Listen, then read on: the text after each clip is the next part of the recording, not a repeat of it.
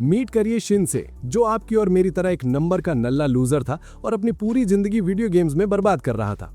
पर किस्मत देखो, सीन तब पलटता है जब ये अपने ही गेम के अंदर एक ओवर पावर्ड प्लेयर बनके इसेकाई हो जाता है और अब ये बड़े बड़े मॉन्स्टर्स की पेटी बना रहा है ताकि बाहर निकलने का रास्ता ढूंढ सके। कहानी शुरू होती है एक द न्यू गेट नाम के वीआर गेम से, जो अचानक मौत का खेल बन जाता है क्योंकि प्लेयर्स इसमें ट्रैप हो चुके हैं। लॉग आउट बटन गायब है और अगर गेम में मरे तो रियल लाइफ में भी गेम ओवर हो जाएगा। भाई ये तो वही पुराना नशा है जो हर दूसरे एनिमे में होता है। खैर, हमारा शिन ठहरा एक हार्डकोर लाइफलेस नीट, तो उसने अपनी पूरी जान लगा दी गेम क्लियर करने में। 1 साल की रगड़ा पट्टी और ट्रेनिंग के बाद वो फाइनल बॉस के सामने होता है और उसकी ऐसी तैसी करके उसे हरा देता है। इससे बाकी सारे प्लेयर्स को लॉग आउट करने का मौका मिल जाता है ताकि वो वापस जाकर स्कूल में बुली हो सके। पर शिन ठहरा महान, वो तब तक वेट करता है जब तक हर एक प्लेयर सेफली निकल नहीं जाता। पर जब हमारे भाई की बारी आई तो किस्मत ने फिर से मजे ले लिए। एक अजीब सा दरवाजा खुला और इसे अपने अंदर खींच लिया। कुछ देर बाद जब शिन की आंख खुलती है, वो देखता है कि वो अभी भी गेम वर्ल्ड में ही है, पर अब सब कुछ इतना रियल लग रहा है जैसे कोई 4K मूवी चल रही हो। वो अपना स्टेटस स्क्रीन चेक करता है और भाई, इसने तो सिस्टम ही फाड़ दिया। इसके सारे स्टैट्स डबल हो चुके हैं, पर लॉग आउट बटन ऐसे गायब है जैसे उधार लेने के बाद दोस्त गायब हो जाता है। शिन को समझ आ जाता है कि वो वापस इसेकाई हो गया है उसी दुनिया में जहां से वो निकलना चाहता था। पर रोने धोने के बजाय वो थोड़ा स्वैग दिखाता है और अपने पुराने ठिकाने मून सैंक्टम की तरफ निकल पड़ता है। वहां पहुंचते ही उसे दिखती है एक काले बालों वाली एल्फ लड़की जिसका नाम टियारा है। कुछ गुंडे उसे परेशान कर रहे होते हैं। टियारा उन्हें वॉर्न भी करती है, पर वो बेटा मेल्स उसे एक प्रोटेक्टिव बैरियर से बाहर खींच लेते हैं। और तभी सीन में एंट्री होती है एक वाइल्ड बोर की, जिसे देखकर उन गुंडों की फटके हाथ में आ जाती है और वो वहां से 9-2-11 हो जाते हैं। इससे पहले कि वो मॉन्स्टर लड़की का डिनर बनाए, हमारा शिन बीच में कूदता है और उस मॉन्स्टर का गेम बजाकर टियारा को बचा लेता है। इसके बाद दोनों अंदर जाते हैं, जहां टियारा उसे थैंक यू बोलती है और पूछती है कि क्या वो उसकी मास्टर शनी को जानता है। शिन तुरंत पहचान जाता है क्योंकि वो उसकी पुरानी सपोर्ट कैरेक्टर थी। वो टियारा से पूछता है कि शनी कहाँ है, पर टियारा कहती है कि भाई तुम स्ट्रेंजर हो, ऐसे कैसे बता दूं। हाँ, लेकिन पैसे देकर तुम उस तक मैसेज पहुंचा सकते हो। ये सुनते ही शिन एक सोने का सिक्का निकालता है, जिसे देखकर टियारा के होश उड़ जाते हैं क्योंकि उसकी वैल्यू 10 बिलियन करेंसी से भी ज्यादा है। वो डर के मारे पूछती है कि भाई तू है कौन, तो शिन बोलता है कि वो एक हाई ह्यूमन है। टियारा तो सदमे में चली जाती है क्योंकि सारे हाई ह्यूमंस तो 500 साल पहले द डस्क ऑफ प्रोस्पेरिटी के वक्त गायब हो गए थे। तब शिन को रियलाइज होता है कि वो दिन वही था जब सारे प्लेयर्स लॉग आउट हुए थे।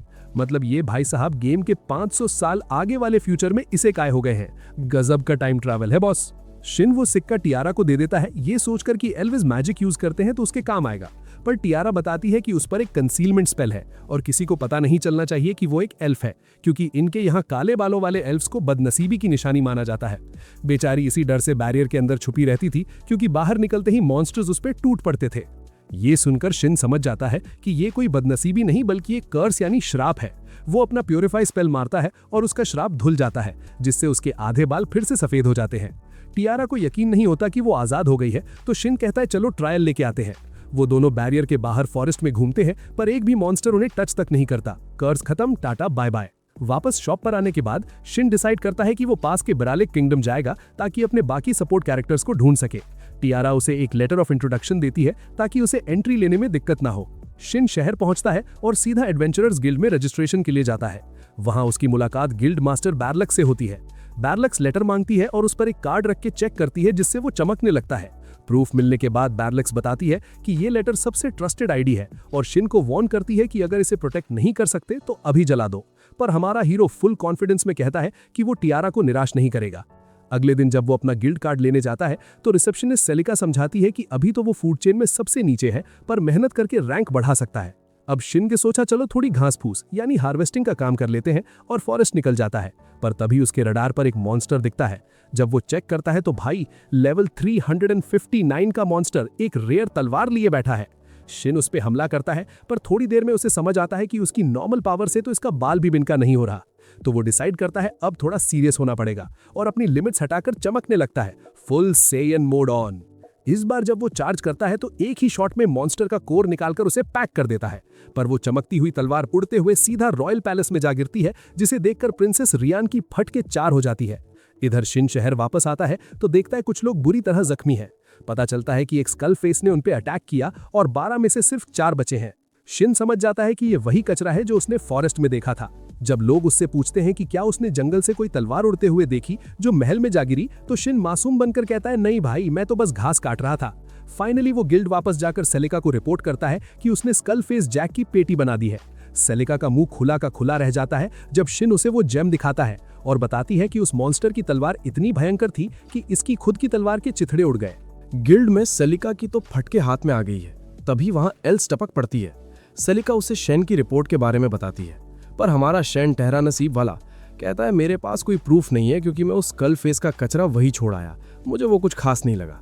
एल्स ताना मारती है कि भाई इतना खतरनाक गियर हासिल करने के लिए तेरा टोनी स्टार्क होना जरूरी है। सेलिका उस जेम को चेक करने लगती है ताकि मॉन्स्टर का माना वेरीफाई कर सके। तभी शेन एल्स से पूछता है कि क्या नॉर्दर्न वुड्स में ये स्कल फेस रोज का तमाशा है। एल्स बताती है कि वो जंगल तो मौत का कुआं है, वहां इतने लोग मरे हैं कि अब वो मुर्दों यानी अनडेड का हैंगआउट स्पॉट बन गया है। भाई ये तो अलग ही नशा करके बैठे हैं वहां। शेन पॉइंट आउट करता है कि वो मॉन्स्टर पक्का कोई एक्सेप्शन होगा क्योंकि उसका लेवल 359 था। एल्स की तो आंखें बाहर आ जाती हैं। वो सेलिका से कहती है कि जल्दी अप्रेस कर वरना मैं नहीं मानने वाली। अगर शेन सही है तो वो किसी ए रैंक पार्टी जितना स्ट्रांग है, पर शेन उसे मुंह बंद रखने को बोलता है। लो की रहना है बॉस। इसके बाद हमारा हीरो एक बार में जाता है जहां बार टेंडर उसे अकेला देखकर पूछती है कि क्या वो टेबल शेयर करेगा। शेन मना नहीं करता और तभी एविस की एंट्री होती है। पूरे बार का ध्यान उसकी तरफ है और शेन की नजर सीधा उसकी लेजेंडरी मैजिक स्पीयर पर टिक जाती है। एविस पास आकर बैठता है और दोनों का इंट्रो होता है। एविस पूछता है, नए हो क्या? शेन हाँ बोलता है तो एविस ताना मारता है कि नए हो पर गियर तो तेरा किसी अमीर बाप की औलाद जैसा है। मासूम बनकर कहता है कि भाई मैं गांव से आया हूं, मुझे शहर का पता नहीं कि यहाँ क्या नॉर्मल है। एविस को मजा आता है और वो कहता है, तभी तू मुझसे डरा नहीं। शेन पूछता है कि क्या तुमने बच्चों को डराने का कॉन्ट्रैक्ट ले रखा है? तो एविस बताता है कि लोग उससे इसलिए डरते हैं क्योंकि उसकी स्पीयर दुश्मन का लाइफ फोर्स चुराकर मालिक को दे देती है। भाई ये तो चलती फिरती ब्लड बैंक है। बाद में शेन लाइब्रेरी जाता है ये समझने के लिए कि लोग गायब कैसे हुए और उसे लगता है कि ये तभी हुआ जब प्लेयर्स ने गेम से लॉग आउट किया था। किताब को थोड़ा और गहराई से टटोलने पर शेन को गेम के कुछ पुराने कैरेक्टर्स दिखते हैं जिन्हें देखकर लगता है इसका पुराना नशा अभी उतरा नहीं है। दूसरी तरफ गिल्ड में एक स्पेशल काउंसिल की मीटिंग चल रही है जहां बड़े बड़े लोग इस बात पर चर्चा कर रहे हैं कि क्या जंगल में और भी जैक लेवल के मॉन्स्टर्स हो सकते हैं। भाई इनकी फटके हाथ में आई हुई है, इसलिए उन्होंने इन्वेस्टिगेशन शुरू करने और नाइट्स को पहरे पर लगाने का फैसला किया है। वाह, जब तक हीरो काम न कर दे इनका दिमाग चलता ही नहीं। कहीं और हमारा शेन एक बीस्ट फोक लड़की मिली को देखता है जो उसके हाथ में पकड़े हुए स्क्यूअर को ऐसे घूर रही है जैसे सदियों से भूखी हो। शेन उसे थोड़ा ऑफर करता है और लड़की तो ऐसे झपट पड़ती है जैसे फ्री की स्कीम मिल गई हो। शेन सोचता है कि कहीं ये बेचारी खो तो नहीं गई, पर तभी मिली उसे थैंक यू बोलती है और अपना इंट्रो देती है। शेन शरीफ बनकर उसे घर छोड़ने की पेशकश करता है, पर तभी वहां एविस टपक पड़ता है। मिली कहती है कि अब एविस उसे घर ले जाएगा। शेन थोड़ा कंफ्यूज होकर एविस से पूछता है, भाई क्या तुम इसके पापा हो? एविस बताता है कि मिली चर्च के ऑर्फनेज की बच्ची है जो अक्सर ऐसे ही भटककर बाहर निकल आती है। मतलब ये बच्ची भी अलग ही लेवल की एडवेंचरर बन रही है। एविस बताता है कि वो हमेशा उसे ढूंढ ही लेता है और फिर वो वहां से निकलने का बोलते हैं, पर जाते जाते मिली शेन के कान में धीरे से फुसफुसाती है और उसे जंगल में एक लोमड़ी यानी फॉक्स को बचाने के लिए कहती है। रात को शेन इस रिक्वेस्ट के बारे में सोचता है और उसे लगता है कि पक्का वो फॉक्स किसी मुसीबत में है। वो शनी तक पहुंचने का एक जुगाड़ लगाता है और मून सैंक्टम निकल जाता है। वहां पहुंचकर वो टियारा को एक तलवार देता है ताकि वो उसे शनी को दिखाए और कहे कि अगर उसे ये याद हो तो वो मिलना चाहता है। टियारा हैरानी से पूछती है, क्या ये कोई प्राचीन यानी एंशिएंट हथियार है? शेन कंफर्म करता है और बताता है कि ये ब्लू मून है जो कि असल में शेन की ही तलवार है। शेन आगे बताता है कि इसे सिर्फ वो या शनी ही चला सकते हैं क्योंकि उन्होंने ही इसे बनाया था, या फिर वो किसी को परमिशन दे तभी कोई और इसे हाथ लगा सकता है। ये सुनकर टियारा थोड़ा डर जाती है और कहती है कि वो इसे नहीं चलाना चाहती क्योंकि उसे लगता है ये तलवार उसे निगल जाएगी। भाई वेपन का खौफ ही अलग है। शेन समझाता है कि ये हथियार लेजेंडरी मॉन्स्टर्स के मटेरियल से बना है। फिर उसे कांटेक्ट करने के लिए वो कुछ लेटर्स यानी चिट्ठियां देता है और कहती है कि ये वन वे मेल है, बस रिसिपिएंट का नाम लिखो और सेंड बोलो, मैसेज पहुंच जाएगा। टियारा पूछती है कि तो आपने खुद शनी को ऐसे कांटेक्ट क्यों नहीं किया? बेचारा शेन शक्ल बनाकर कहता है कि जब उसने ट्राई किया तो ये काम ही नहीं किया। ये तो वही बात हुई कि नया फोन लिया पर नेटवर्क ही गायब है। ये सुनकर टियारा को शक होता है कि क्या ये चिट्ठियां सच में काम करती हैं। शेन डेमो देने बाहर निकलता है और एक लेटर भेजता है जो तुरंत टियारा के सामने सैंटम में प्रकट हो जाता है। टियारा तो खुशी से पागल हो जाती है क्योंकि वो एक मैच बनना चाहती है और इन मैजिक आइटम्स पर स्टडी करना चाहती है। तो शेन उसे और लेटर्स देकर वहां से निकल जाता है और सोचने लगता है कि उस फॉक्स को कैसे बचाया जाए। अचानक उसे अजीब सी आवाजें सुनाई देती हैं जो उसे जंगल से बाहर जाने को कहती हैं। शेन समझ जाता है कि ये कोई बैरियर है जो उसके दिमाग के साथ खेल रहा है, मेंटल इंटरफेरेंस। पर भाई हमारा शेन तो प्रो प्लेयर है, उसने अपनी रेजिस्टेंस बढ़ा रखी है और वो सीधा एक श्राइन यानी मंदिर पहुंच जाता है जहां एंट्रेंस पर 2 फॉक्स की मूर्तियां लगी होती हैं। अंदर जाते ही उसे कुछ टूटने का एहसास होता है। वो श्राइन में देखता है कि एक फॉक्स मैजिक सर्कल के अंदर सो रही है। शेन स्कैन करके देखता है तो पता चलता है कि उसे जहर दिया गया है और उस पर श्राप है। वो तुरंत उसे ठीक कर देता है और जैसे ही वो जागती है शेन के रेडार पर बहुत सारे दुश्मन दिखने लगते हैं। बाहर निकलते ही उसे दिखती है एक अनडेड आर्मी जो उनकी पेटी बनाने के लिए तैयार खड़ी है। शेन आओ देखा ना ताओ एक स्पीयर समन करता है और कुछ ही सेकंड्स में सबका गेम ओवर कर देता है। जब सब गायब हो जाते हैं वो रेडार चेक करता है और 2 और दुश्मनों को देखकर हैरान रह जाता है क्योंकि वो पहले वहां नहीं थे। तभी वहां की फॉक्स स्टैचूज से काला धुआं निकलने लगता है और वो बड़े बड़े खतरनाक दरिंदों में बदल जाती हैं। वो उस पर हमला करती हैं पर शेन उनके अटैक से बचकर उन्हें एक स्पेल से बांध देता है। लेकिन तभी पूरा एरिया काले कोहरे से भर जाता है और वो मॉन्स्टर्स अंधेरे से उस पर फिर से झपटते हैं। शेन हैरान है कि उसका बाइंडिंग स्पेल इतनी जल्दी कैसे टूट गया। वो उन्हें ढूंढता है पर थोड़ा हिचकिचाता है क्योंकि उसकी गोद में जो छोटी फॉक्स है उसे चोट पहुंच सकती है अगर उसने फुल पावर दिखाई तो। तभी वो छोटी फॉक्स मैजिक सर्कल की तरफ इशारा करती है और शेन वहां जाकर मॉन्स्टर्स को स्पॉट कर लेता है। वो फॉक्स को नीचे रखता है और जैसे ही वो मॉन्स्टर्स उस पर लपकते हैं वो उन्हें बांधकर हमेशा के लिए पैक कर देता है। इसके बाद वो फॉक्स कूदकर शेन के पास आती है। तब उसे रियलाइज होता है कि ये कोई ऐसी वैसी लोड़ी नहीं बल्कि एलिमेंट टेल है जो गेम का टॉप टियर मॉन्स्टर है। शेन हैरान है कि ये किसी इंसान जैसी या बहुत बड़ी क्यों नहीं है, पर वो उसे अपने साथ ले जाने का फैसला करता है। कहीं दूर शनी को टियारा का लेटर मिलता है और वो सोच में पड़ जाती है कि उसके पास ये मैजिक आइटम कहाँ से आया। इधर शेन वापस गिल्ड आते हुए उस एलिमेंट टेल के साथ एक कॉन्ट्रैक्ट साइन करता है और उन दोनों पर ब्रांड लग जाता है, जिसके बाद वो उसका नाम यूजुहा रखता है। गिल्ड में रिपोर्ट देने के बाद वो क्वेस्ट बोर्ड चेक करता है जहां उसे चर्च ऑर्फनेज में एक स्किल सक्सेसर की वैकेंसी दिखती है। उसे लगता है इसमें कुछ तो गड़बड़ है या कुछ स्पेशल है और वो मिली को चेक करने के बहाने क्वेस्ट उठा लेता है। चर्च पहुंचते ही ट्रिया नाम की एक नन उससे मिलती है और पूछती है कि क्या काम है। शेन बताता है कि वो ऑर्फनेज के सिलसिले में आया है। तो ट्रिया पूछती है कि क्या उसने जॉब ऑफर देखा। शेन कहता है हाँ और साथ ही मिली के बारे में भी पूछता है। ट्रिया थोड़ी चौकन्नी हो जाती है और पूछती है कि तुम उसे कैसे जानते हो। शेन बोलता है कि उसने मेरे लिए काम किया था। थोड़ी देर बाद जब शेन एक कमरे में बैठा होता है ट्रिया मिली को लेकर आती है जो भागकर शेन को गले लगा लेती है। ये देखकर ट्रिया को लगता है कि शेन जरूर कोई भला आदमी होगा, तभी मिली उसे इतना पसंद कर रही है। जब इंट्रो खत्म होता है शेन उस जॉब ऑफर के बारे में पूछता है। ट्रिया बताती है कि वो किसी ऐसे बंदे को ढूंढ रही है जिसके पास कोई इनहेरिटेड स्किल हो और वो उसे सिखा सके। शेन को लगता है नन है तो हील या क्योर सीखना चाहती होगी, पर ट्रिया बताती है कि उसे प्योरीफाई स्किल सीखनी है। शेन कहता है भाई ये सीखना बड़ा पापड़ बेलने जैसा काम है। ट्रिया हैरानी से पूछती है क्या तुम मुझे सिखा सकते हो। शेन कहता है हाँ सिखा तो सकता हूँ, पर सब कुछ तुम्हारी मेहनत पर डिपेंड करता है। और बदले में वो शर्त रखता है कि उसे मिली की पावर्स के बारे में जानना है और चर्च के पास जो भी इंफॉर्मेशन आती है वो उसे चाहिए। अलग ही लेवल की डील चल रही है यहाँ तो। शेन को लग रहा था कि ट्रिया मना कर देगी क्योंकि वो बेचारा एक स्ट्रेंजर है, पर हमारी मिली तुरंत उसकी गारंटी ले लेती है, जिसके बाद ट्रिया उसकी सारी शर्तें मान लेती है। इसके बाद वो बताती है कि वो इन्फॉर्मेशन निकालने में कोई एक्सपर्ट नहीं है, पर शेन बोलता है कि उसे बस इतना जानना है कि चर्च में कौन आ जा रहा है और कोई काम की बात तो नहीं कर रहा। तभी ट्रिया एक बड़ा धमाका करती है और बताती है कि मिली के पास भविष्यवाणी यानी फ्यूचर प्रेडिक्ट करने की शक्ति है। भाई ये बच्ची तो छोटा रिचार्ज बड़ा धमाका निकली। ये सुनकर शेन उसे वार्न करता है कि अगर लोगों को इस टैलेंट का पता चला तो वो मिली का गलत इस्तेमाल कर सकते हैं। ट्रिया कहती है कि उसने अपने खास लोगों को मुंह बंद रखने को बोला है और वैसे भी लोग ऑर्फनेज के बच्चों से दूर ही रहते हैं क्योंकि एविस उनका बॉडीगार्ड बना रहता है। तभी शेन जॉब एक्सेप्ट कर लेता है और ट्रिया से पूछता है कि क्या वही प्यूरिफाई सीखना चाहती है, पर ट्रिया सजेस्ट करती है कि पुराने प्रीस्ट की पोती लेशा ये स्किल सीखे ताकि अगर वो चर्च की कमान संभाले तो सब कुछ स्मूथ रहे। थोड़ी देर बाद जब शेन और मिली बच्चों को खेलते हुए देख रहे होते हैं, एक लड़की उसके पास आती है और पूछती है क्या आप हमें बचोगे। शेन कंफ्यूज हो जाता है कि भाई अब मैंने क्या किया। तो वो लड़की बताती है कि ये ऑर्फनेज शायद जल्द ही बंद हो जाए क्योंकि चर्च में कोई प्रीस्ट नहीं है और अब कोई नया बंदा चार्ज लेने वाला है। शेन पूछता है कि ट्रिया क्यों नहीं चार्ज ले लेती, तो लड़की बताती है कि इसके लिए एक स्पेशल स्किल चाहिए होती है। तब शेन को समझ आता है कि ट्रिया को प्यूरिफाई की इतनी चुल क्यों मची है। हालात और खराब तब होते हैं जब वो बताती है कि नया प्रीस्ट आते ही ऑर्फनेज को लात मारकर निकालने वाला है, पर लेशा का दावा उससे ज्यादा मजबूत हो सकता है। अब शेन को पूरा गेम समझ आ जाता है कि ट्रिया खुद के बजाय लेशा को सिर्फ निखाना क्यों चाहती है, पर शेन को यह समझ नहीं आता कि वो प्रीस्ट बच्चों के पीछे क्यों पड़ा है। लड़की बताती है कि वो एक नंबर का सुअर है जिसे सिर्फ पैसे से मतलब है। मिली बीच में बोलती है कि शेन उन्हें बचा लेगा और शेन बड़े भाई की तरह उसके सर पर हाथ रखता है। बाद में ट्रिस लेशा को शेन से मिलवाती है जो उसे साफ कह देता है कि सीखना उसकी अपनी मेहनत पर डिपेंड करता है। इसके बाद वो पूछता है कि ऐसी कौन सी जगह है जहां ढेर सारे हाई लेवल अनडेड मिलेंगे। ट्रिस उसे गोस्ट प्लेन्स जाने की सलाह देती है। तभी वहां एविस टपक पड़ता है और शेन को देखकर हैरान रह जाता है। जब शेन उसे सब कुछ बताता है तो एविस ट्रिया को समझाता है कि हर किसी पर भरोसा मत किया करो, पर ट्रिया कहती है कि मिली ने गारंटी दी है तो बंदा सही ही होगा। एविस मिली से पूछता है कि क्या उसने कुछ देखा था, और मिली के हाँ बोलने के बाद भी एविस शेन को धमकी देता है कि अगर तूने कोई होशियारी दिखाई तो मैं अपने भाले से तेरी पेटी बना दूंगा। भाई ये तो अलग ही लेवल का पॉजेसिव बॉडीगार्ड है।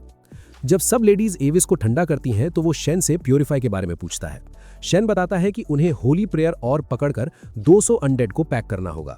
साथ ही वो प्लान देता है कि वो मॉन्स्टर्स को कमजोर करेगा और लेशा उन्हें खत्म करेगी। एविस कहता है कि वो भी साथ चलेगा क्योंकि शेन उसे एक ऐसे ग्रेनेड जैसा लगता है जो लग्जरी पैकेजिंग में लपेटा हुआ है, मतलब कभी भी फट सकता है। बाहर निकलते वक्त जब शेन की मुलाकात फिर एविस से होती है और वो एक बार में जाते हैं जहां एविस पूछता है कि क्या तुम एक चोजन वन हो। शेन को घंटा कुछ समझ नहीं आता और वो पूछता है इसका मतलब क्या है। एविस समझाता है कि चोजन वंस वो होते हैं जो पैदाइशी चीट कोड्स के साथ आते हैं। शेन पूछता है कि क्या इसमें पिछले जन्म की यादें भी शामिल हैं, पर एविस कहता है उसने आज तक ऐसा कोई बंदा नहीं देखा। एविस शेन को वॉर्न करता है कि किसी से चोजन वन के बारे में बात मत करना क्योंकि लोगों को इसका आइडिया नहीं है। शेन बोलता है कि एविस तो बड़ा कैरिंग निकला और पूछती है कि क्या लोग सच में उससे डरते हैं। एविस को घंटा फर्क नहीं पड़ता लोग क्या सोचते हैं, पर शेन उसे कहता है कि वो ऑर्फनेज को बचाने वाला असली हीरो है। एविस बस इतना कहता है कि वो उस प्रीस्ट से लड़कर बच्चों को रोने से बचाना चाहता है। अचानक शेन को टियारा का मैसेज मिलता है कि शनी का रिप्लाई आ गया है और वो अपना काम खत्म करके जल्द ही वापस आएगी। मैसेज में एक ब्लिंक करते हुए पार्ट पर क्लिक करने पर उसे एक सील्ड लेटर मिलता है जिसे एविस मून सैंक्टम का इंट्रोडक्शन लेटर पहचान लेता है। एविस भी अपना डुप्लीकेट लेटर निकालता है और जब दोनों को साथ रखते हैं तो वो चमकने लगता है। बाद में शेन एविस और लेशा के साथ गोस्ट प्लेन्स पहुंचता है और उसे होली प्रेयर ऑर्ब देता है। तभी अनडेड की पलटन उन पर अटैक कर देती है, पर शेन उन्हें बैरियर में कैद कर लेता है और लेशा से अपनी हील मैजिक यूज करने को बोलता है। थोड़ी देर में और मॉन्स्टर्स आते हैं तो एविस और शेन उनकी कुटाई करते हैं और लेशा उन्हें फिनिश करती है। इसके बाद वो एक बैरियर क्रॉस करते हैं और शेन के रडार पर 5 मॉन्स्टर्स दिखते हैं। वो एविस को आगे वाले संभालने को बोलता है और खुद साइड वाले हैंडल करने निकल जाता है। पास ही कहीं रियान अपने मर्दों के साथ मॉन्स्टर्स की पेटी बना रही होती है, उसी तलवार से जो महल में गिरी थी। उसने सुना था कि गोस्ट प्लेन्स में स्कल फेस जैक्स भरे पड़े हैं, तो वो उनका शिकार करने आई है। उसके कुछ आदमी एक स्कल फेस से जूझ रहे होते हैं और जैसे ही वो मॉन्स्टर हमला करने वाला होता है, शनी अचानक कहीं से प्रकट होती है और उस मॉन्स्टर के ऐसे परकच्छे उड़ाती है कि वो ढेर हो जाता है। इसके बाद शनी जख्मी नाइट्स को हील करती है और वो उसे थैंक यू बोलते हैं, ये कहकर कि अगर वो नहीं आती तो उन्हें पीछे हटना पड़ता। भाई असली एंट्री तो यहाँ हुई है। जवाब में शनी बड़े ही हम्बल बनते हुए कहती है कि वो इस मॉन्स्टर को सिर्फ इसलिए पैर कर पाई क्योंकि बाकी सबने भी जी जान से फाइट की थी। मतलब क्रेडिट खुद नहीं ले रही, अलग ही संस्कारी बनने घूम रही है। बेचारों की किस्मत तो देखो, महीनों से एलीट टीम्स इन मॉन्स्टर्स का शिकार करने के लिए भटक रही हैं पर उनसे कुछ उखड़ नहीं रहा था। इसलिए नाइट्स का हेड शनी की इस एबिलिटी का फैन हो जाता है कि उसने एक ही अटैक में सबका गेम ओवर कर दिया। भाई ये तो वही बात हुई कि पूरी बारात रास्ता ढूंढ रही थी और शनी ने आकर सीधा वेन्यू का दरवाजा ही तोड़ दिया। जब वो पूछती है कि क्या रिपोर्ट के मुताबिक स्कल फेस जैक ही आखिरी इरेगुलर मॉन्स्टर है, तो नाइट बेचारा बस दुआ करता है और कहता है कि काश भाई ऐसा ही हो। इन बेचारों की तो पहले ही दर के मारे फटके चारों रखी है। इसके बाद शनी कहती है कि वो एरिया चेक करेगी और नाइट्स को फेयरवेल बोल देती है। कहीं और एविस एक स्कल फेस की पेटी बना देता है और लीशा को आवाज देता है कि अब तेरी बारी है, फिनिश कर। जैसे ही लीशा उस मॉन्स्टर को ढेर करती है वो अचानक चमकने लगती है। भाई ये तो अलग ही नशा चल रहा है, जैसे कोई दिवाली का रॉकेट चला दिया हो। शेन समझाता है कि उसने नया स्किल सीखने की सारी कंडीशंस पूरी कर ली है। एविस डर के मारे पूछती है वो ये तो ठीक तो है, तो लीशा कहती है एकदम फिट हूँ, जबकि शिन अनाउंस करता है कि लो भाई इसने फाइनली प्यूरिफाई स्किल सीख ली है। अभी ये निकलने का प्लान बना ही रहे होते हैं कि अचानक आसमान में एक पर्ल दिखता है जो उस गंदे मैजिक को सोख रहा होता है जिससे अनडेड जिंदा होते हैं। देखते ही देखते वो पर्ल एक विशाल मॉन्स्टर में बदल जाता है। लीशा को लगता है कि सील की वजह से वो सेफ है, पर शेन उसे रियलिटी चेक देता है कि भाई इसके भरोसे मत रहे, ये कभी भी फट सकता है। अचानक वो मॉन्स्टर बैरियर तोड़ने के लिए ऊपर उड़ता है और जब वापस जंगल में लैंड करता है तो शिन और उसके दोस्तों को रियलाइज होता है कि वो मॉन्स्टर उन्हें ही घूर रहा है। भाई ये क्या लॉजिक है, इतना बड़ा मॉन्स्टर और नजर इन नन्नों पर ही टिकी है। वो भागने की कोशिश करते हैं पर मॉन्स्टर की एक धाड़ पर ढेर सारे वॉकिंग डेड उन्हें घेर लेते हैं। एविस कहता है कि रास्ता बनाकर एस्केप करते हैं, पर शिन मना कर देता है। एविस हैरानी से पूछती है क्यों, मरने का शौक है क्या? शिन अचानक अपनी असली पावर्स एक्टिवेट करता है और बोलता है कि सील टूट चुकी है, अब वो इन मॉन्स्टर्स को ऐसे खुला नहीं छोड़ सकता। एविस तो सदमे में है कि भाई तू असल में है कौन। तभी शेन उस पर एक बफ कास्ट करता है ताकि वो सुपर फास्ट हो जाए और उसे लीशा को लेकर भागने को बोलता है। शिन आर्मी के बीच से रास्ता साफ करता है और एविस वहां से कल्ती मार लेता है। इसके बाद वो अपनी तलवार निकालता है और मॉन्स्टर्स की तरफ लपकता है। यूजुहा भी पीछे नहीं रहती और ऐसी आग उगलती है कि आसपास के सारे अनडेड की पेटी बन जाती है। पर वो बड़ा मॉन्स्टर फिर से दहाड़ता है और जंगल से और भी मुर्दे निकल आते हैं। लगता है ये तो खत्म होने का नाम ही नहीं लेंगे। शिन अपनी तलवार की पावर बढ़ाता है और जमीन पर ऐसा जोर का अटैक मारता है कि उसकी चमक पूरे आसमान को रोशन कर देती है। ये चमक देखकर पास ही उड़ रही शनी का ध्यान उस तरफ खिंचता है। शिन रेडार चेक करता है तो देखता है कि अभी भी वो घिरा हुआ है, पर अचानक उसे एक एलाई अपनी तरफ आता दिखता है। वो चेक करने जाता है और एक फूलों के मैदान में उसकी मुलाकात शनी से होती है। मुर्दों की आर्मी अभी भी पीछे पड़ी थी तो यूजुहा एक बैरियर बनाकर उन्हें दूर रखती है। शनी तुरंत शिन को गले लगा लेती है और कहती है कि उसे लगा था वो कभी वापस नहीं आएगा। भाई यहाँ तो इमोशनल माहौल बन गया, बैकग्राउंड में सैड म्यूजिक बजा दो। शिन सोच में पड़ जाता है कि गेम खत्म होने के बाद शनी और ये सब गायब क्यों नहीं हुए। तभी यूजुहा की बैटरी डाउन हो जाती है और बैरियर गायब। वो मॉन्स्टर वहां पहुंच जाता है तो शिन सजेस्ट करता है कि पहले इसका गेम बजाते हैं, रीयूनियन बाद में करेंगे। दोनों मिलकर एक महास्पेल कास्ट करते हैं जिससे सारे छोटे मोटे मुर्दे साफ हो जाते हैं और बस वो बड़ा मॉन्स्टर बचता है। शिन तुरंत एक और तलवार निकालता है और हवा में कूदकर मॉन्स्टर को बीच से चीर देता है जिससे उसका कोर चकनाचूर हो जाता है। जब मॉन्स्टर ढेर होता है शिन को उसकी आवाज सुनाई देती है और वो हैरान रह जाता है। वो उसका कोर उठाता है और शनी से कहती है कि चलो जरा गपशप करते हैं। थोड़ी देर बाद शिन बताता है कि कैसे उसने फाइनल बॉस को हराकर लॉग आउट किया था, पर वो बेहोश हो गया और इस मैदान में उसकी आंख खुली। शनी बताती है कि जैसे ही डंजन गायब हुआ उसे समझ में आ गया था कि बॉस ढेर हो गया है और बाकी सपोर्ट कैरेक्टर्स ने भी बताया कि उनके मास्टर्स गायब हो चुके हैं। इसके बाद सब शिन को ढूंढने निकल गए और शनी मून सैंक्टम वापस आ गई। जब शिन कहता है कि शनी की बातें उसकी रिसर्च से मैच कर रही हैं तो शनी पूछती है कि क्या वो कुछ सोच रहा है, पर वो कुछ नहीं बोलकर बात टाल देता है। शिन उसे मना करता है कि मास्टर बोलना बंद करो क्योंकि लोग सुनेंगे तो हंगामा हो जाएगा कि इतनी बड़ी लेजेंड मुझे मास्टर कह रही है। भाई हीरो को स्वैग भी चाहिए और प्रिवेसी भी। शनी पूछती है फिर क्या बुलाऊं। शिन कहता है बस मेरा नाम ले लिया करो। फिर शनी पूछती है कि आगे का क्या प्लान है, तो शिन बताता है कि उसे एक सीक्रेट साइट देखनी है जिसके बारे में उसने लाइब्रेरी में पढ़ा था। शनी बताती है कि वो वहां जा चुकी है पर सिर्फ बाहर बाहर से देखा है। तो शिन कहता है चलो फिर अंदर भी घूम के आते हैं। शनी थोड़ा नर्वस होकर पूछती है कि अगर मौका मिला तो क्या वो वापस अपनी दुनिया जाएगा। जब शिन हाँ कहता है तो शनी का चेहरा उतर जाता है। वो बोलती है मुझे पता था तुम यही कहोगे। अगली सुबह जब सूरज निकलता है शिन रीयूनियन पार्टी थ्रो करने का प्लान बनाता है। शनी उस छोटी फॉक्स के बारे में पूछती है तो शिन समझाता है कि यूजुहा एक एलिमेंटेल है। शनी कहती है कि उसकी पूंछ देखकर ही समझ में आ गया था और तभी शिन देखता है कि यूजुहा की अब 3 पूंछ हो गई हैं। भाई सॉफ्टवेयर अपडेट हो गया क्या। अचानक यूजुहा बोलने लगती है जिसे देखकर शिन की फट जाती है। वो पूछता है तू कब से बोलने लगी। यूजुहा कहती है वो गंदा धुआं गायब होते ही मेरी बुद्धि ठिकाने आ गई। शिन उसे वार्न करता है कि लोगों के सामने मुंह मत खोलना क्योंकि नॉर्मल स्पिरिट फॉक्स नहीं बोलती। यूजुहा सजेस्ट करती है कि वो टेलीपैथी से बात करेंगे, पर शनी टोक देती है कि भाई 3 पूंछ लेकर ये नॉर्मल फॉक्स तो लगने से रही। तो शिन उसे ऑर्डर देता है कि अपनी सारी पूंछ को मर्ज करके एक बना ले ताकि कोई शक ना करे। क्या दिमाग लगाया बॉस। इसके बाद शिन अपनी नन्ही यूजुहा को शनी की गोद में दे देता है ताकि वो उसे थोड़ा प्यार कर सके। शनी कहती है कि शिन हमेशा उसे सरप्राइज करने का कोई ना कोई नया तरीका ढूंढ ही लेता है क्योंकि आज तक किसी ने भी एलिमेंटेल को पालतू बनाने का करिश्मा नहीं किया। शिन थोड़ा स्वैग में बोलता है कि तुम तो देखने में ज्यादा हैरान नहीं लग रही। तो शनी बताती है कि ये यूजुहा अभी उस लेवल की नहीं है जिससे उन्होंने पहले कभी फाइट की थी।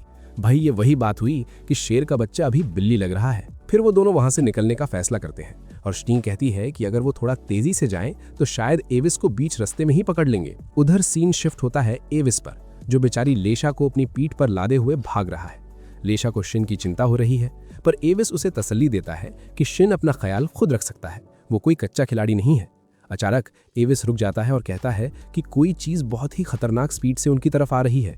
लेशा डर के मारे थर-थर कांपने लगती है कि कहीं वो मॉन्स्टर तो पीछे नहीं आ गया, जबकि एविस अपना भाला तानकर तैयार हो जाता है। तभी आसमान से शिन और शनी एक धमाके के साथ उनके ठीक सामने लैंड करते हैं। ये देखकर लेशा की तो बोलती बंद हो जाती है और वो वहीं ढेर हो जाती है, जबकि एविस ओए तेरी करके चिल्लाने लगता है। दिन में थोड़ा बाद में प्रिंसेस रियान और उसके मर्द उस बड़ी दरार फिशर की जांच कर रहे होते हैं जो शिन के अटैक से बनी थी।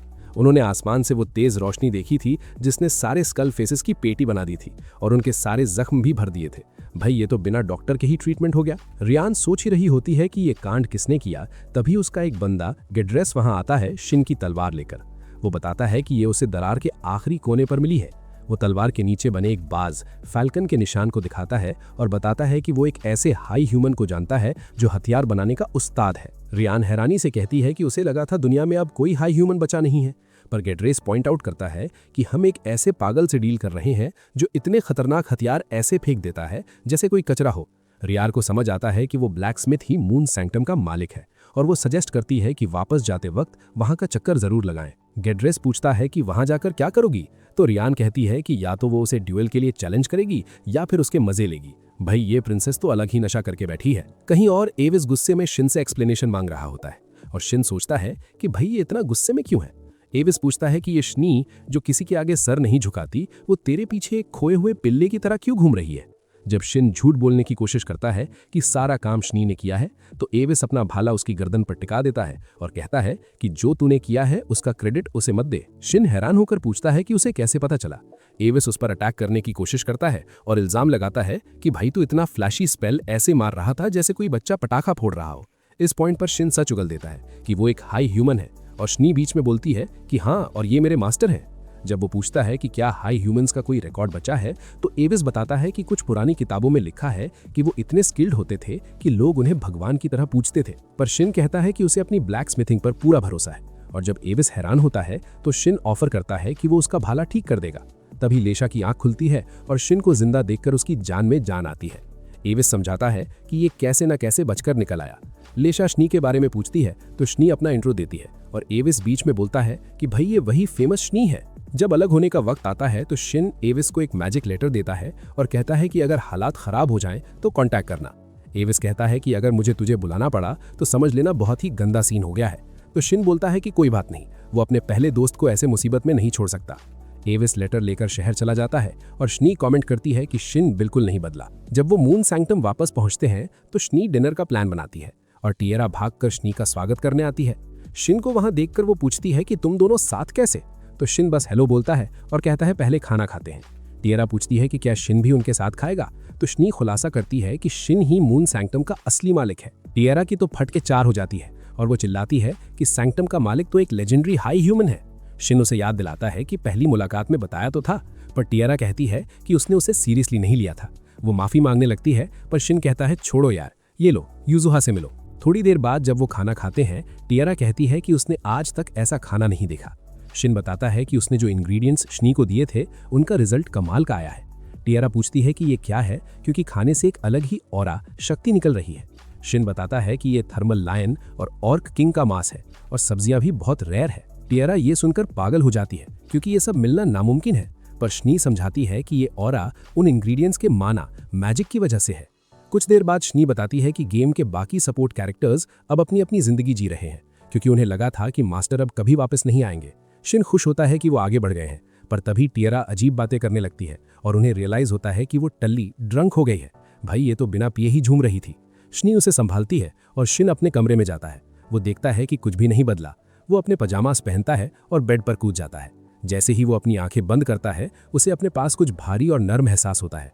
वो आंखें खोलता है और उसकी फट जाती है ये देखकर कि शनी उसके बेड में है। पास से देखने पर उसे शनी की आंखों में आंसू दिखते हैं और उसे बेचारी के लिए बहुत बुरा लगता है। सुबह जब हमारे हीरो की आंख खुलती है तो शनी वहां से जा चुकी होती है, पर उसे अपनी चादर के नीचे एक चांदी जैसा बाल दिखता है। जैसे ही वो चादर उठाता है, उसकी फट के चार हो जाती है क्योंकि वहां यूजुहा अपने ह्यूमनॉइड फॉर्म में बिना कपड़ों के लेटी होती है। भाई ये एनिमे लॉजिक अलग ही नशा करके बैठा है। यूजुहा जैसे ही खड़ी होती है और उसके मिनी सॉसर्स डिस्प्ले पर आते हैं, शिन चिल्लाने लगता है और उसे तुरंत कपड़े पहनने को बोलता है, पर यूजुहा ठहरी जिद्दी, वो सीधा उस पर झपट पड़ती है। इसके बाद शिन उसे एक मस्त आउटफिट देता है और पहनने को बोलता है और थोड़ी देर में दोनों बाहर निकलते हैं शनी और टिएरा को दिखाने के लिए। टिएरा उसे इस रूप में देखकर दंग रह जाती है। वहीं शनी उसकी तारीफ करती है और नाश्ते की टेबल लगाने चली जाती है। नाश्ते के बाद शिन यूजुहा से पूछता है कि वो उस श्राइन में क्या कर रही थी।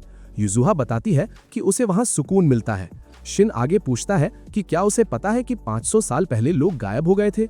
यूजुहा कहती है कि सालों पहले वहां कोई नहीं आता था जब तक एक बड़ा हादसा नहीं हुआ और वो जख्मी हो गई। वो बताती है कि वो श्राइन में धीरे धीरे मर रही थी जब तक शिन ने आकर उसकी पेटी बनने से नहीं बचाया। शिन कहता है कि इसका क्रेडिट मिली को जाता है और प्लान बनाता है कि वो उस बच्ची के लिए कोई गिफ्ट लेकर जाएंगे।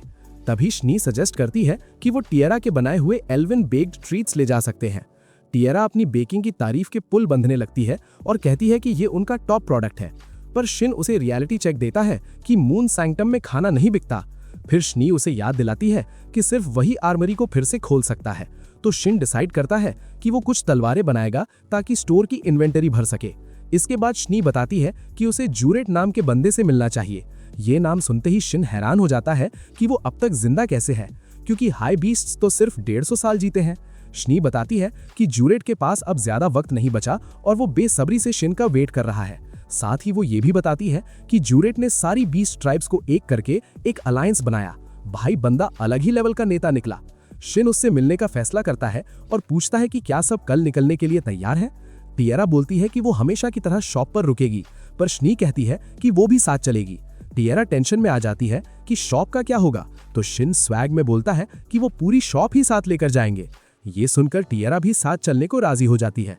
शिन बोलता है कि उन्हें खाना और सामान खरीदना होगा, जबकि शनी गिल्ड जाकर स्कल फेसेस की रिपोर्ट देने निकल जाती है। शिन डिसाइड करता है कि वो तलवारें बनाएगा और फारनाट की तरफ कोई जॉब ढूंढेगा ताकि अपनी रैंक बढ़ा सके। शनी सजेस्ट करती है कि उन्हें एक पार्टी बना लेनी चाहिए ताकि टेलीपैथी से बात कर सकें, और टिएरा को एडवेंचरस गिल्ड में रजिस्टर करने को बोलती है। शिन टिएरा से पूछता है कि क्या वो साथ चलेगी, तो वो पहले अपने कपड़े बदलने चली जाती है। जब शिन नई तलवारें ढाल रहा होता है, तभी टिएरा गिल्ड जाने के लिए तैयार होकर आती है। जब वो दोनों बाहर निकलते हैं तो शिन की नजर अचानक उसके भारी भरकम नौकर्स पर पड़ती है और उसके मुंह से वाह निकल जाता है। किस्मत खराब की टिएरा ने उसे घूरते हुए पकड़ लिया और पूछा कि हाँ क्या देख रहे हो, तो शिन बात घुमाने के लिए कहता है कि ये नजारा तो आंखों को ठंडक देने वाला है। टिएरा बोलती है कि बेटा घूरने का बिल तो देना पड़ेगा। जब वो शहर पहुंचते हैं, टिएरा इतने सारे लोगों को देखकर बावली हो जाती है, क्योंकि उसने आज तक सिर्फ लोगों से किस्से सुने थे। शिन उसे समझाता है कि भाई थोड़ा कंट्रोल कर, इतनी एक्साइट मत हो। थोड़ी देर में जब वो गिल्ड पहुंचते हैं तो शिन की रैंक अपग्रेड होकर सीधा ई हो जाती है। शिन हैरान है क्योंकि उसने अब तक एक भी जॉब पूरी नहीं की थी, पर सेलिका उसे याद दिलाती है कि उसने एक हाई रैंकिंग स्कल फेस और मॉन्स्टर्स की आर्मी की पेटी बनाई थी। वो बताती है कि गिल्ड ने उसकी रिपोर्ट वेरीफाई कर ली है और प्रमोशन दे दिया है। सेलिका को लगता है कि वो ए रैंक डिजर्व करता है, पर शिन कहता है कि बाकी एडवेंचरर्स को मिर्ची लग जाएगी। तभी सेलिका की नजर टिएरा पर पड़ती है और पूछती है कि तुम्हारा इससे क्या रिश्ता है।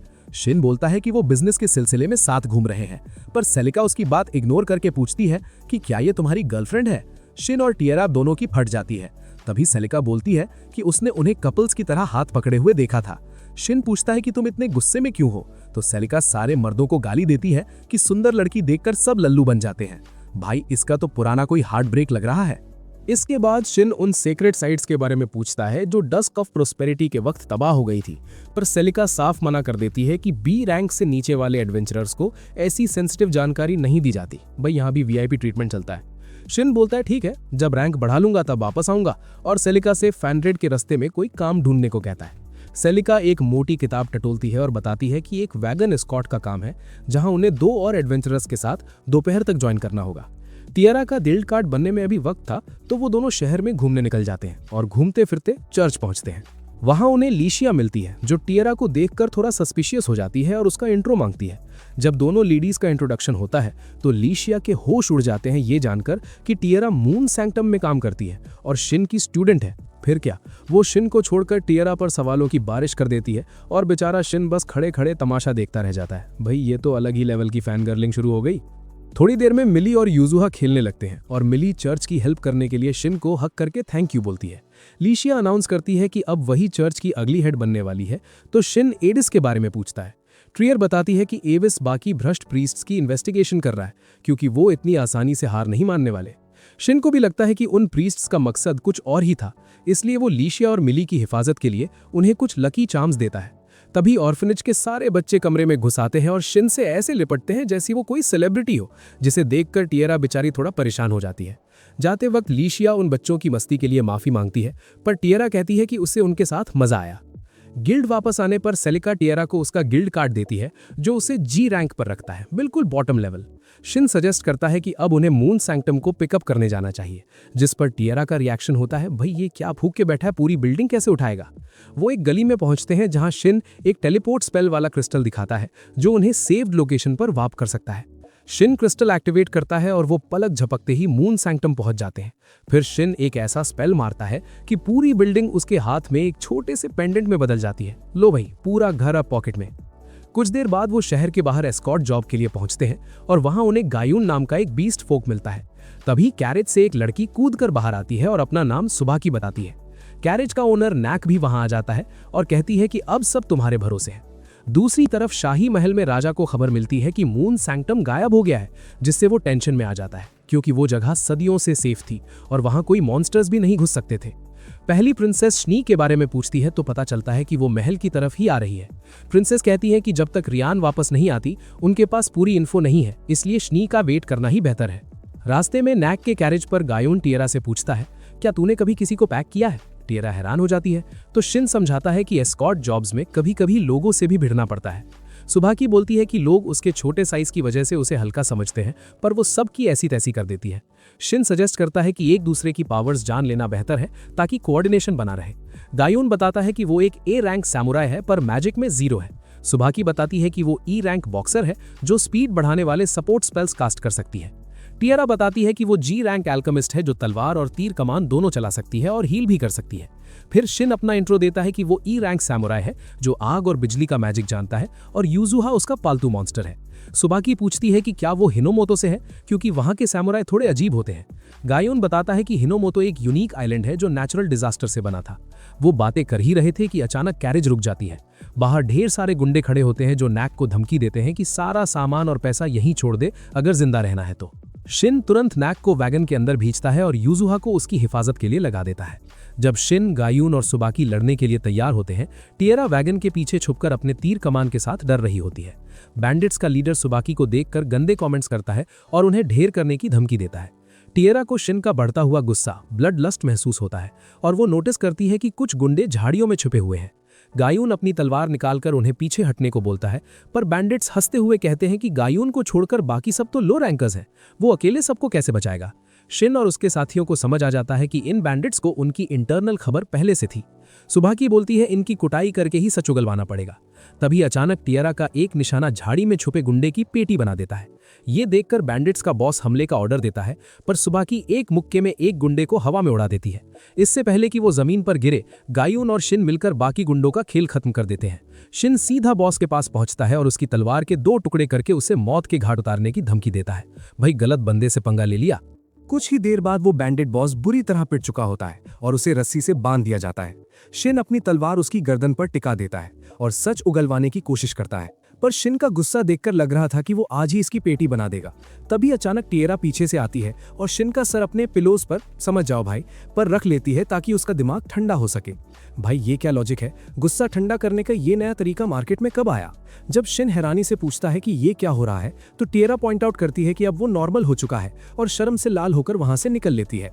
असल में शनी हमेशा टिएरा के साथ ऐसा ही करती थी, उसे शांत करने के लिए, तो टिएरा ने बिना सोचे समझे वही फॉर्मूला शिन पर चिपका दिया। पर जब उसे रियलाइज होता है कि शिन और सुबाकी उसे ही घूर रहे हैं तो उसकी फट जाती है। बाद में जब वो अपनी जर्नी कंटिन्यू करते हैं तो गाउन बताता है कि ये बैंडिट्स पक्का चर्च से जुड़े हुए सामान के लिए वैगन पर रेड मार रहे थे। ये सुनकर शिन को याद आता है कि नन्स ने उसे बताया था कि उन्हें हेडक्वार्टर से ऑथराइजेशन चाहिए और वो सोचने लगता है कि क्या कोई उस काम को रोकने की कोशिश कर रहा है। जब वो अपनी डेस्टिनेशन पर पहुंचते हैं तो नैक उन्हें जॉब कंप्लीशन के सर्टिफिकेट्स देता है और गिल्ड में जमा करने को बोलता है। रिपोर्टिंग के बाद गाउन और सुबाकी उन्हें बाय बाय बोलते हैं और रास्ते अलग अलग हो जाते हैं। अब बचे सिर्फ शिन और टिएरा, जो डिसाइड करते हैं कि फारनेट दूर है तो एक नया वैगन गाड़ी लेना ही सही रहेगा। थोड़ी देर में वो एक वैगन स्टोर पहुंचते हैं और जैसे ही शिन उस वैगन को मॉडिफाई करने की बात करता है, टिएरा तुरंत बोलती है, भाई रहने दे, बहुत गंदा आइडिया है। पर शिन समझाता है कि वो बस राइड को स्मूथ बनाना चाहता है, तो टिएरा मान जाती है, बस शर्त यह है कि वो ज्यादा फ्लैशी नहीं होना चाहिए। जब उन्हें सही वैगन मिल जाता है तो सेल्समैन उन्हें एडवाइस देता है कि मजबूत टांगों वाले घोड़े लेना, क्योंकि ये वैगन काफी भारी है। शिन बोलता है कि उसने सुना है लोग मॉन्स्टर से भी वैगन खिंचवाते हैं। सेल्समैन कहता है, हाँ भाई, अगर तुझे टेम करना आता है तो कर ले। जैसे ही वो शॉप से बाहर निकलता है, शिन को शनी की तरफ से एक टेलीपैथिक कॉल आता है। शनी बताती है कि किंगडम में उसका काम खत्म हो गया है और वो उनकी लोकेशन पूछती है। शिन बताता है कि उन्होंने वैगन तो ले लिया है, बस अब घोड़ों की तलाश है। शनी तुरंत बोलती है कि घोड़ों को छोड़ो, मैं एक मस्त मॉन्स्टर पकड़कर लाती हूँ वैगन खींचने के लिए, और वो एक दिन में उनके पास पहुंच जाएगी।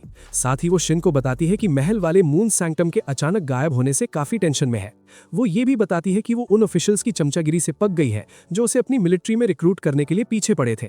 शिन बोलता है, भाई तू है ही इतनी ओपी, कोई भी किंगडम तुझे अपनी मिलिट्री में चाहेगा। इतना ही नहीं, शनी खुलासा करती है कि कुछ किंगडम्स ने तो मून सैंक्टम पर अपना हक जताने की कोशिश की और कुछ ने तो उसे शादी तक का प्रपोजल दे डाला। जब शिन ये सुनता है तो शनी पूछती है, क्यों, जलन हो रही है क्या? और शिन बड़े स्वैग से बोलता है, हाँ हो रही है। थोड़ी देर बाद जब वो कुछ ऑर्नामेंट्स गहने चेक कर रहे होते हैं, एक स्टॉल ओनर उन्हें पास के ही एक 5 स्टार होटल का रास्ता दिखाता है। होटल पहुंचते ही रिसेप्शनिस्ट पूछती है, क्या आप दोनों एक ही रूम शेयर करेंगे? ये सुनते ही दोनों की फट जाती है और वो तुरंत सेपरेट रूम्स मांगते हैं। कमरे की तरफ जाते हुए शिन रोता है कि उनके इनाम का आधा पैसा तो इस कमरे में ही निकल गया और सारा दोष उस गहने बेचने वाले पर मर देता है। जैसे ही शिन अपने कमरे में घुसता है, युजुहा बेड पर कूदती है और अपने ह्यूमनॉइड रूप में बदलकर बेड के मजे लेने लगती है। जब शिन अपने वेपन्स की साफ सफाई कर रहा होता है, टिएरा वहां आ जाती है और वो दोनों कमरे में ही डिनर करते हैं। इसके बाद शिन बोलता है कि वो नहाकर सोने जाएगा, तो युजुहा और टिएरा डिसाइड करती है कि वो दोनों साथ में नहाएंगी। युजुहा जबरदस्ती टिएरा को खींचकर शिन के बाथरूम में ले जाती है और बेचारा शिन बाहर बैठकर उनकी बातें सुन रहा होता है, जिससे उसके कानों में से धुआं निकलने लगता है। भाई ये तो अलग ही नशा चल रहा है। अगले दिन सुबह टिएरा एक्साइटेड होती है ये देखने के लिए कि शिन वैगन में क्या मॉडिफिकेशंस करेगा। स्टोर पहुंचकर शिन पहियों में सस्पेंशन और बैरिंग्स फिट करता है ताकि झटके ना लगे। तभी शनी कांटेक्ट करती है कि वो जंगल में उनका वेट कर रही है। वो लोग जंगल जाते हैं और युजुहा पॉइंट आउट करती है कि आगे कुछ बड़ा है। वहां उन्हें मिलता है ग्रिफेजियो जेड, एक यूनिक मॉन्स्टर। शनी बताती है कि यही वो मॉन्स्टर है जो वैगन खींचेगा। शिन पूछता है, भाई ये कहां से उठा लाई? तो वो कहती है कि ये एक सेक्रेड माउंटेन से है। टिएरा धीरे से बोलती है कि शनी तो शिन के मामले में अपना दिमाग ही खो देती है। तभी वो जेड टिएरा को सूंघने लगता है और शिन बोलता है कि लगता है ये तुझे पसंद करने लगा है। शिन कंप्लेन करता है कि ये बीस्ट बहुत ज्यादा बड़ा है, पर शनी को पता था वो यही कहेगा, इसलिए वो उसे मैजिक से छोटा कर देती है। टिएरा हैरान रह जाती है जब शनी बताती है कि ये इतना छोटा हो सकता है कि इंस के अंदर भी आ सकता है। जब टिएरा उन दोनों पर चिल्लाती है कि तुम लोग ऐसे बिहेव क्यों कर रहे हो जैसे ये सब नॉर्मल है, तो शिन कहता है कि उसे उम्मीद नहीं थी कि शनी इतना हाई लेवल मॉन्स्टर लाएगी। ये सुनकर शनी थोड़ा मूडी हो जाती है और पूछती है, क्यों, तुम्हें पसंद नहीं आया? शिन तुरंत बात पलटता है और बोलता है कि नहीं, मुझे ये कूल सेक्रेड बीस्ट बहुत पसंद है। तभी युजुहा बीस्ट लैंग्वेज में उससे बात करती है और बताती है कि ये बीस्ट चाहता है कि हम इस पर भरोसा करें। शिन इसका नाम पूछता है तो शनी बताती है कि उसने इसका नाम शिमर रखा है क्योंकि ये इल्यूजन और थंडर स्किल्स यूज करता है। कुछ देर बाद वो सब वैगन में बैठ जाते हैं और शिमर को जोड़ देते हैं। शिन चिल्लाता है, फारनेट की तरफ चलो, और तभी शिमर ऐसी रफ्तार से वैगन खींचता है कि टिएरा और शिन बस यही कहते रह जाते हैं, भाई कितनी स्मूथ राइड है। तभी शिन नोटिस करता है कि युजुहा और शिमर अपनी अलग ही बीस्ट लैंग्वेज में गपशप कर रहे हैं, तो वो पूछता है कि भाई क्या पकड़ा है। युजुहा बताती है कि शिमर की मम्मी को एक एडवेंचरर ने पेल दिया था। बेचारे शिन को बुरा तो लगता है, पर युजुहा ट्विस्ट देती है कि एक एल्फ लड़की ने इस नन्हे की जान बचाई थी। शिन को लगता है तभी ये इतनी आसानी से पीछे हो लिया, पर शिमर बोलता है कि वो तो इसलिए आया क्योंकि उसे एक जानी पहचानी खुशबू आ रही थी, और रिवील करता है कि टिएरा ही वो एल्फ है जिसने उसे बचाया था। टिएरा तो शॉक हो जाती है। उसे याद आता है कि हाँ, 1 सदी पहले उसने पहाड़ों में एक पिल्ला बचाया था। शिन मौके पे चौका मारते हुए कहता है कि शिमर की ओनरशिप अब टिएरा को ट्रांसफर कर देनी चाहिए। थोड़ी देर बाद वो वैगन रोकते हैं। शिन शिमर के साथ अपना कॉन्ट्रैक्ट तोड़ता है और टिएरा को बुलाता है। टिएरा आगे बढ़कर शिमर के साथ कॉन्ट्रैक्ट साइन कर लेती है। नई दोस्ती, नया तशन।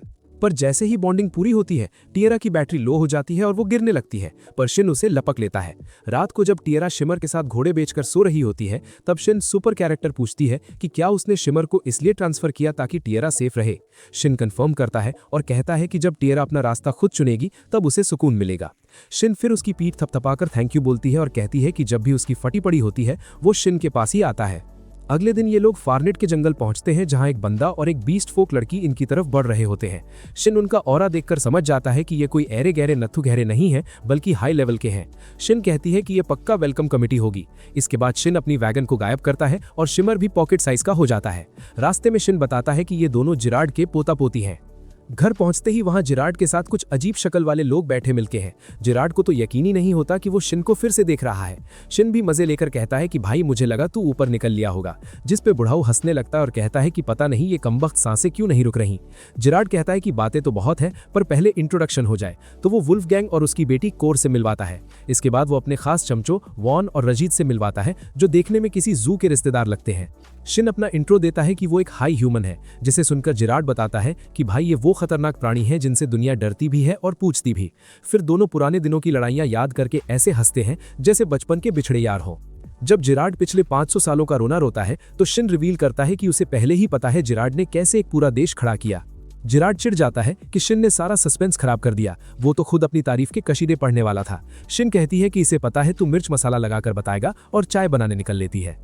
जब शिन अपने गेम के बाद के किस्से सुनाता है, तो जिराड कहता है कि तभी मैं तुझे ढूंढते ढूंढते थक गया, पर तू मिला ही नहीं। कुछ देर बाद जिराड थोड़ा सीरियस होता है और कहता है कि एक जरूरी बात करनी है। शिन के पूछने पर वो बम फोड़ता है कि वो जल्द ही गेम ओवर करने वाला है, उसके पास 1 महीने से भी कम टाइम है। शिन हैरान होता है कि तुझे कैसे पता। जिराड समझाता है कि जैसे ही शिन वापस आया उसे अपनी मौत की घड़ी टिक टिक करती सुनाई देने लगी।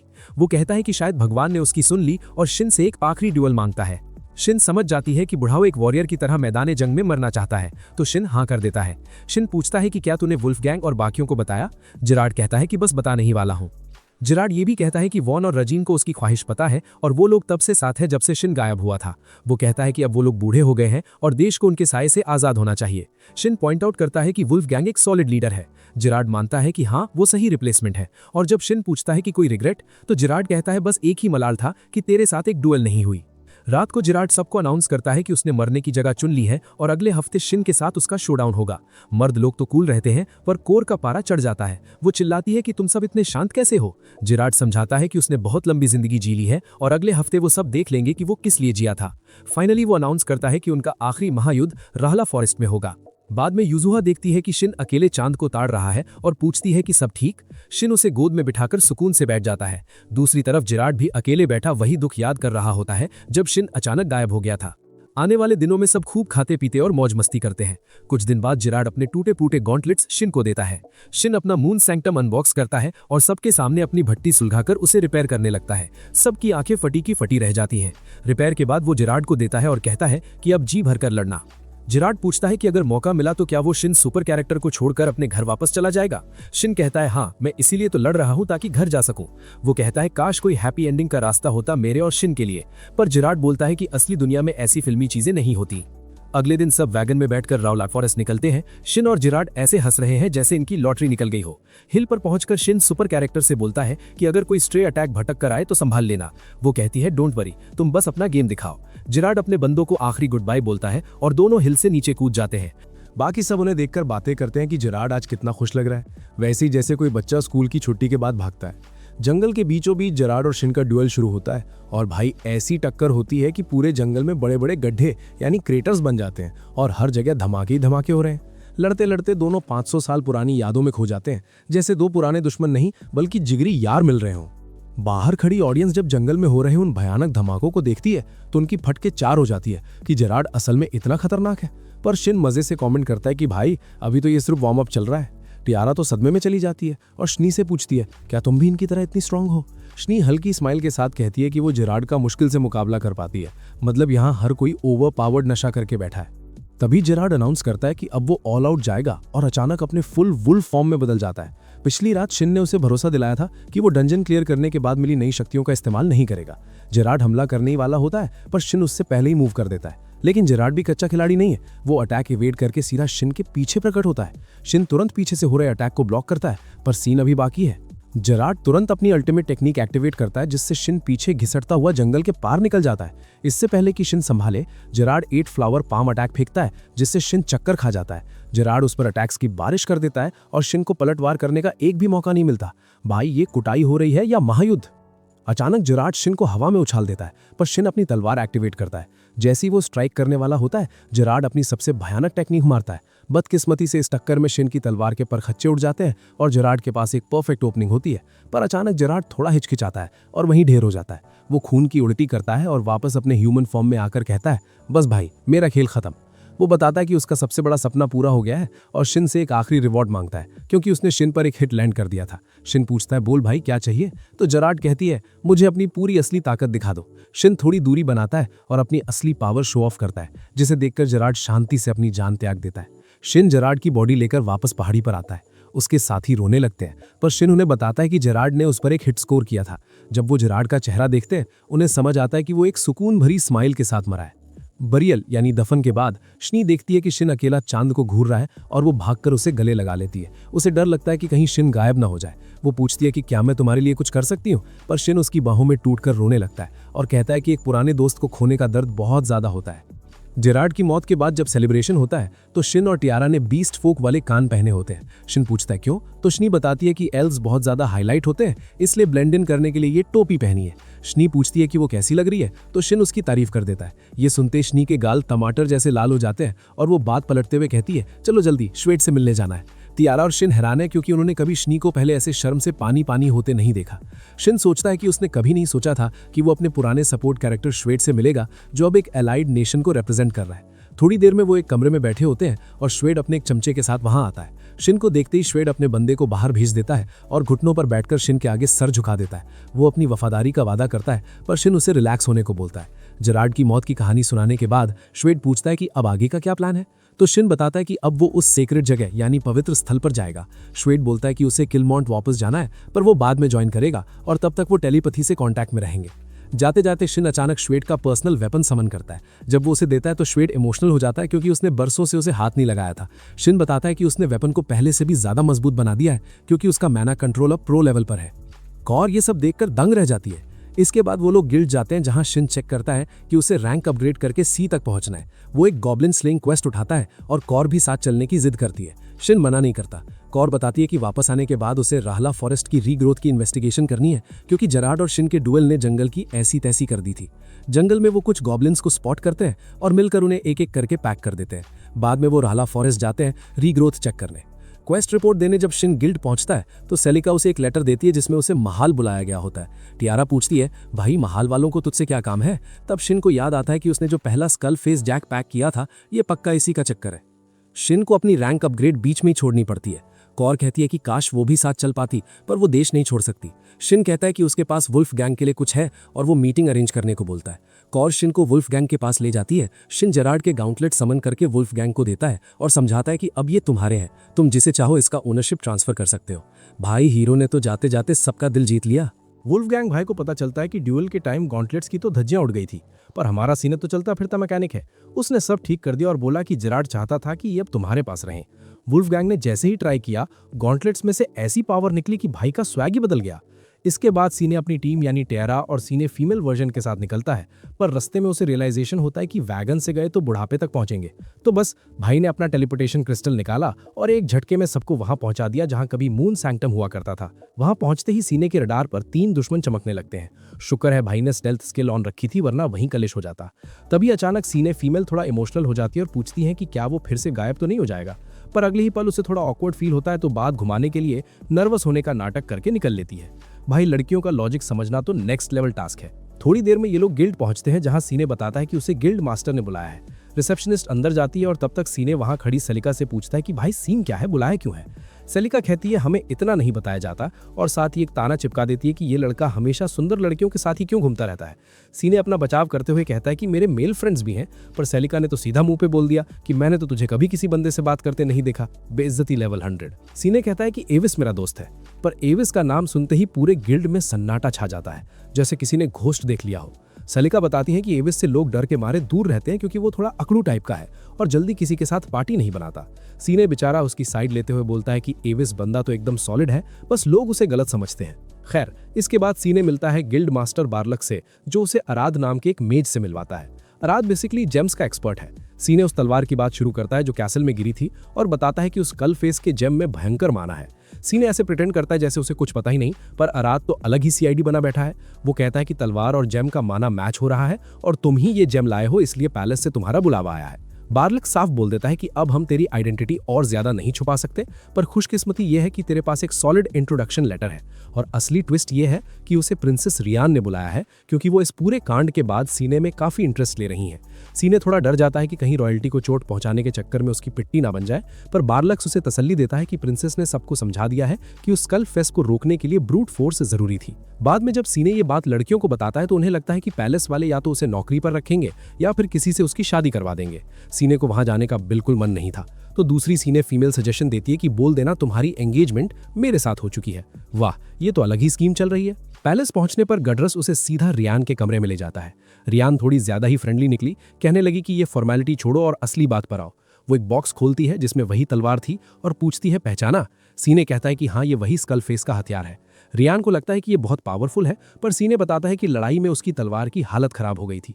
रियान कहती है कि तुम जरूर कोई चोजन वन हो और क्योंकि बाकी लोग अपनी पावर्स का यूज असैसिनेशन के लिए करते हैं, इसलिए तुम्हें चेक करने के लिए बुलाया है कि तुम कोई गुंडागर्दी तो नहीं करोगे। सीने कहता है कि प्रूफ क्या है?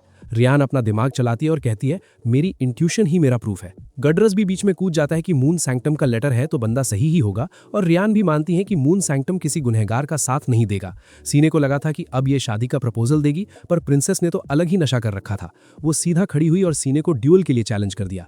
मतलब कहाँ रोमांस और कहाँ सीधा दुश्मनी। इसी बीच कैसल के किसी कोने में एक काला साया आता है और कार्डिनल ग्रायरो पर हमला कर देता है। इधर गडरस रियान को समझा रहा है कि बहन, इसे किंगडम की सेवा में लगाओ, लड़ाई क्यों कर रही हो।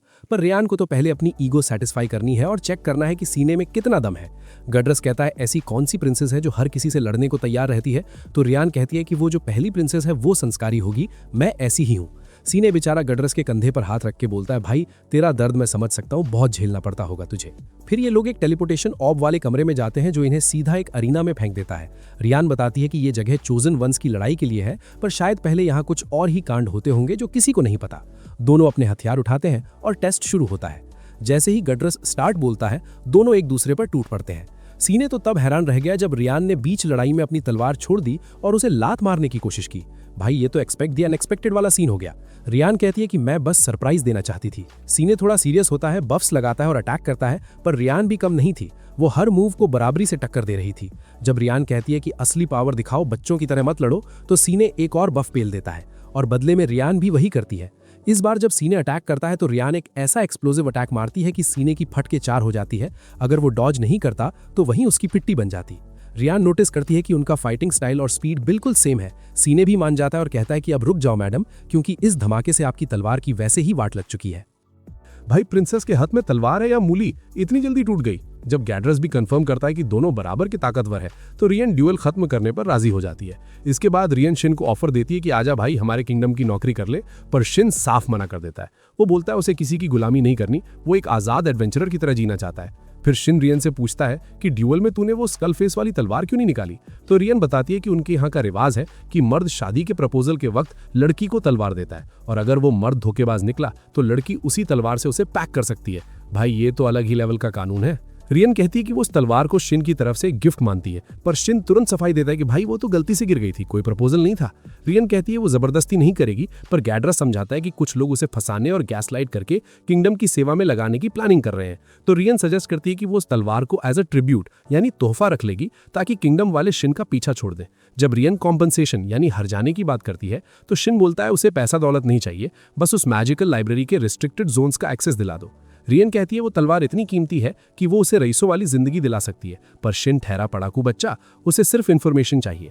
जब वो वापस महल टेलीपोर्ट होते हैं तो देखते हैं कि दरवाजे पर गार्ड्स ढेर पड़े हैं और कार्डिनल की हालत खराब है। शिन जाकर ग्रेरिल को चेक करता है और बताता है कि उस पर चार्म और कंफ्यूजन का जादू चलाया गया है, मतलब किसी ने उसके दिमाग का दही कर दिया है। तभी गैडरस ग्रेरिल को पकड़ने भागता है, पर अचानक शिन और रियन उस कमरे से टेलीपोर्ट होकर बाहर निकल जाते हैं। दोनों अचानक कुछ खंडरों यानी रूइंस में पहुंचते हैं, जिसे रियन एक होली लैंड पहचान लेती है।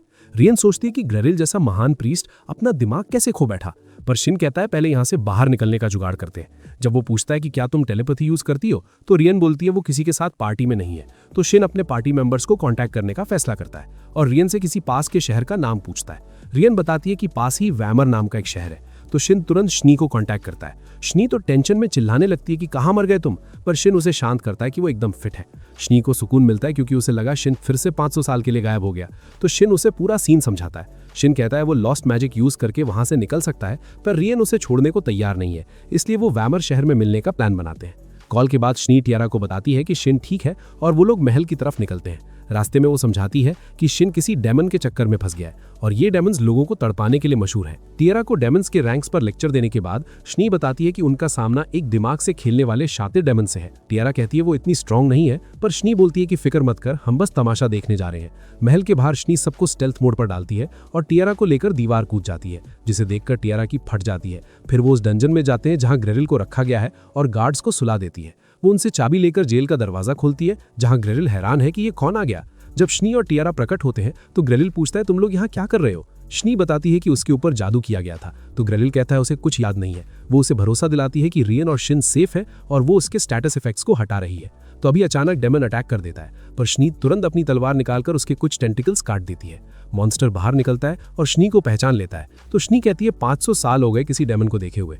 जब वो मॉन्स्टर को अगली बोलती है तो डेमन हमला करता है, पर शनी उसे ब्लॉक करके उसकी और पेटी बना देती है। डेमन पूछता है कि तू इस ग्रेरिल को क्यों बचा रही है, तो शनी बोलती है कि एक डेमन को खुला छोड़ना मून सैंक्टम की बेइज्जती है।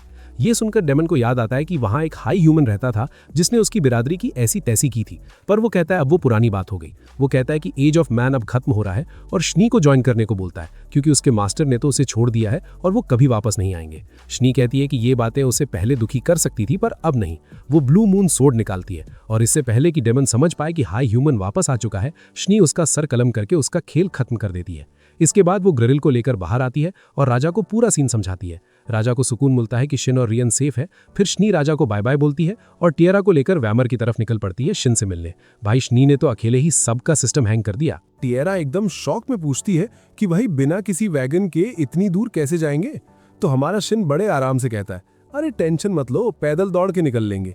मतलब भाई ये तो अलग ही नशा करके बैठा है, कौन सैकड़ों मीले मैराथन की तरह दौड़ के जाता है। खैर शिन तो निकल गया फर्राटा भरते हुए और बेचारी टिएरा पीछे हमारी सुपर कूल बीस्ट काइगेचो पर बैठ के उसके पीछे होली। वहीं दूसरी तरफ रुइंस में शिन प्रिंसेस रियोन से पूछता है कि क्या उसे होली लैंड्स के बारे में कुछ पता है। रियोन अपना ज्ञान पेलते हुए बताती है कि ये वही शहर है जो डस्क ऑफ प्रॉस्पेरिटी के टाइम तबाह हो गए थे। उसकी माने तो वहां के मॉन्स्टर्स इतने खतरनाक हैं कि सारे चोजन वंस को मिलके उनका खेल खत्म करना पड़ता है। भाई ये चोजन वंस वाला लॉजिक हर एनिमे में क्यों आ जाता है, जैसे बाकी सब तो सिर्फ ढोकला खाने के लिए पैदा हुए हैं। जब शिन ने कहा कि वेपन्स चाहिए होंगे तो रियोन ने अपनी तलवार दिखा दी, पर शिन से पूछा तुम खाली हाथ कैसे लड़ोगे, तुम्हारी तो पेटी बन जाएगी। शिन मन ही मन मुस्कुरा रहा था कि भोली लड़की, तुझे क्या पता तेरा भाई कितना ब्रोकन कैरेक्टर है, पर बाहर से उसने बस इतना बोला कि मेरी फिक्र मत कर। रियोन ने बताया कि होली लैंड के चारों तरफ दरवाजे हैं, पर शिन ने बोला कि हम शॉर्टकट लेंगे। अब भाई ने दीवारों के ऊपर से कूदने की कोशिश करी, पर ये क्या, वो बार बार घूम फिरकर उसी जगह वापस आ रहा था। रियोन ने बताया कि वो हवा में गायब होता है और फिर जमीन पर वापस टपक जाता है। शिन को समझ आ गया कि यहाँ कोई टेलीपोर्टेशन वाला सीन चल रहा है। थोड़ी खोजबीन के बाद उन्हें एक चमकता हुआ गोला मिला, स्फीयर। शिन ने गेम में ये पहले ही देख रखा था, तो उसने समझाया कि ये पूरा शहर एक डंजन है और इस गोले के पीछे पीछे जाके ही रास्ता मिलेगा। रियोन तो खुश हो गई कि चलो शिन ने मिस्ट्री सॉल्व कर दी, वरना उसका तो दिमाग का दही हो जाता। शिन ने पहले खुद चेक करने के लिए गोले को हाथ लगाया और गायब हो गया। जब वो वापस आया तो उसने कहा कि सब सेफ है।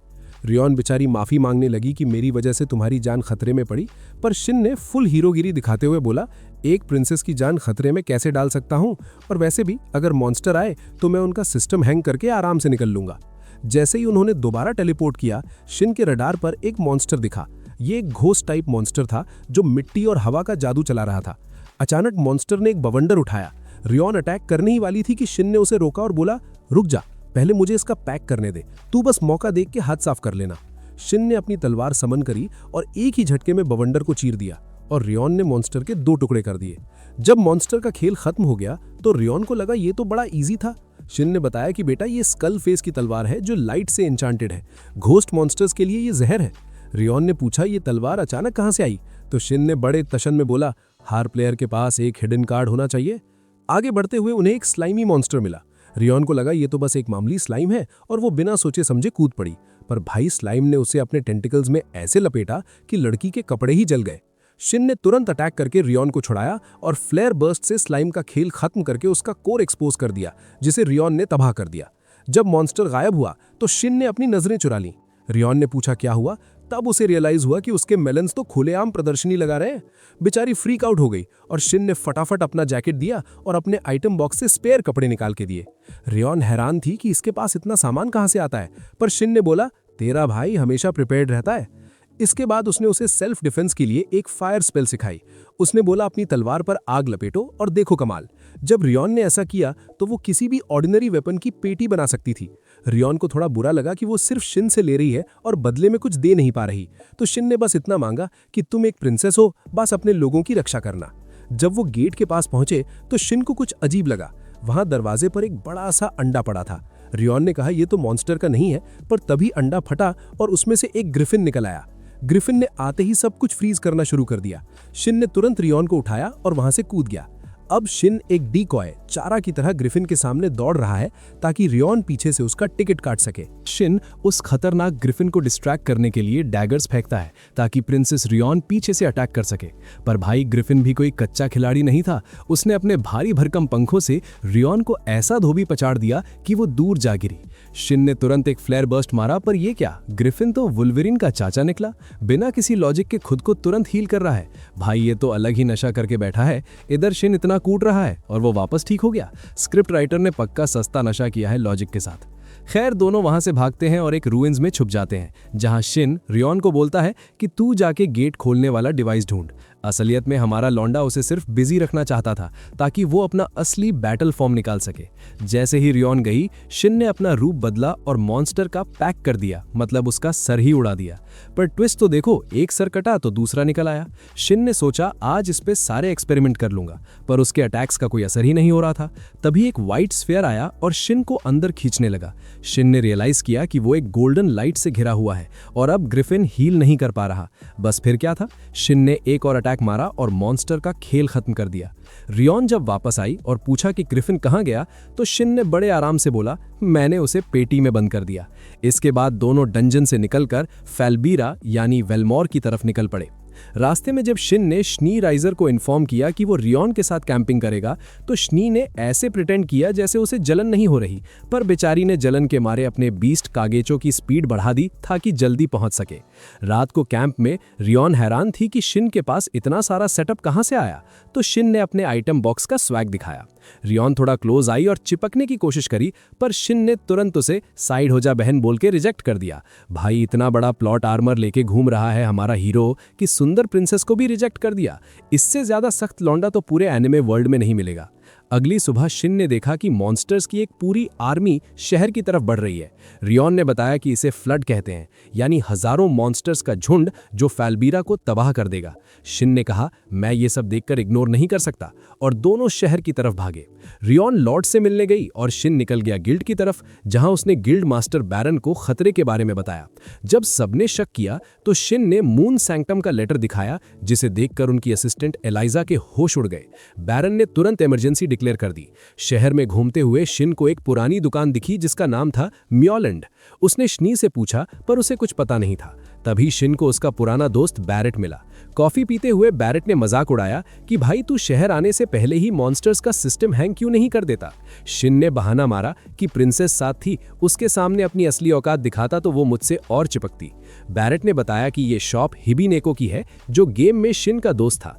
इतना ही नहीं, उसने प्लेयर हंटर्स की लिस्ट दिखाई जो मजे के लिए लोगों का टिकट काटते हैं।